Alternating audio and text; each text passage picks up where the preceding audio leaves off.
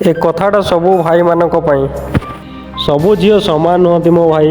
କିଛି ଝିଅ ତୁମକୁ ମଦ ନିଶା ଦ୍ରବ୍ୟଠାରୁ ଆଉ ଖରାପ ଲୋକ ପାଖରୁ ଦୂରେଇ ରଖିବାକୁ ଚାହାନ୍ତି। କାହିଁକି ଜାଣିଛ? ସେ ତାଙ୍କ ଜୀବନଠୁ ଅଧିକ ତୁମକୁ ଭଲ ପାଆନ୍ତି। ଆଉ କିଛି ଝିଅ ତୁମ ସହ ଟାଇମ୍ ପାସ୍ କରନ୍ତି। ତାଙ୍କୁ କିଛି ଫରକ ପଡ଼େନି ତୁମେ କ'ଣ କରୁଛ କ'ଣ ନାହିଁ। କେଉଁ ଝିଅ ପାଇଁ ନହେଲା ନାହିଁ ନିଜ ପରିବାର ପାଇଁ ନିଜକୁ ଭଲରେ ରଖ। ଥରେ ଭାବ ତୁମକୁ ଜନ୍ମ ଦେଇଥିବ ତୁମ ବାପା ମା ତୁମ ବିନା କେମିତି ରହିବେ? ତାଙ୍କ ସାହାରା ତୁମେ।